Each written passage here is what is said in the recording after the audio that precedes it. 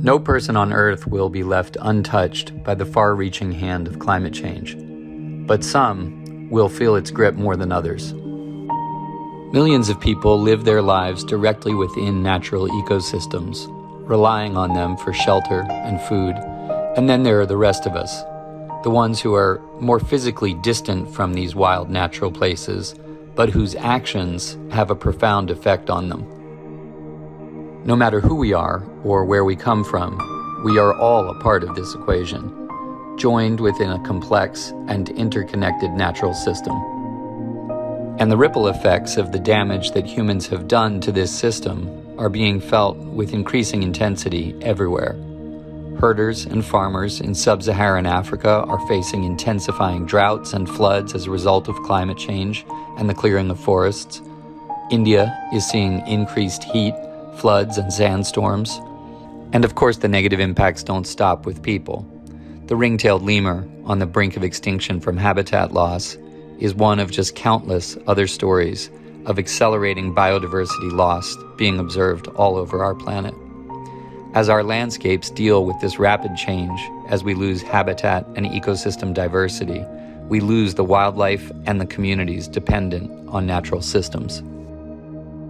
People in wealthy countries like you and me may be only just beginning to feel and acknowledge the ripple effects of ecological stress through things like the emergence of zoonotic diseases such as COVID-19, the extreme flooding and drought being experienced all over the world, and unprecedented extended fire seasons. But these are the results of our actions that started long ago.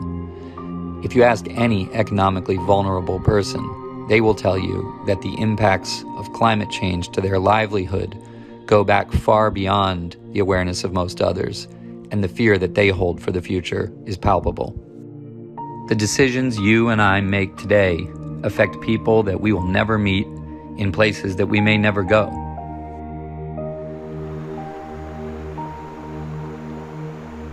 If we reach net zero but fail to improve the lives of society's most vulnerable populations or continue to lose our most fragile ecosystems, we haven't succeeded. We need simple, accessible, low-cost climate solutions that don't leave the burdens of climate change to the most vulnerable. Solutions that build their dignity and deliver greater social and environmental justice.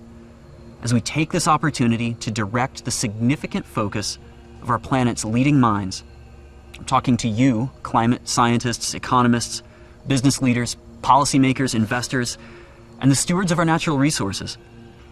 Let's ensure we include equity as part of the equation. To get this moment right, for those who have carried our burden, we need to come to a real price of carbon that both incentivizes change and reflects the externalities of the cost of carbon. Leaders need to do all they can to make immediate climate and equity impact now, while planning for the future. We know that action today is going to make a significantly bigger dent in our 2030 and 2050 goals than action tomorrow. Let's target large-scale, near-term impact. That means tapping into our natural solutions that we have at our fingertips, like forests, soils, and oceans. Let's do that while investing in technology, systems, and supply chains as we work to innovate and lay the foundation for a carbon-negative future. One thing is certain, this will take everything we have. One solution isn't going to carry us over the finish line. We also have to make this easy to participate in. We have to ensure this is designed for everyone. We need low-cost, low-burden solutions to make this a reality.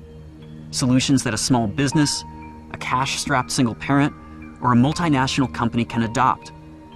Because it's going to take all of them.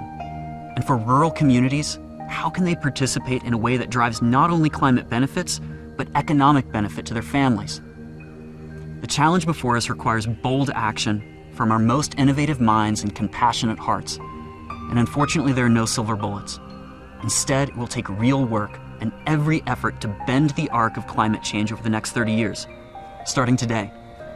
Nature-based solutions like forests represent not only an immediately scalable opportunity to store carbon out of the atmosphere, but when done right, one that can empower and elevate the very people and places that are under the greatest threat. As we come together to tackle this enormous challenge, let's first ask ourselves if the climate solutions we're discussing put us on a course to a more equitable future. because building a system that works for everyone is the only solution.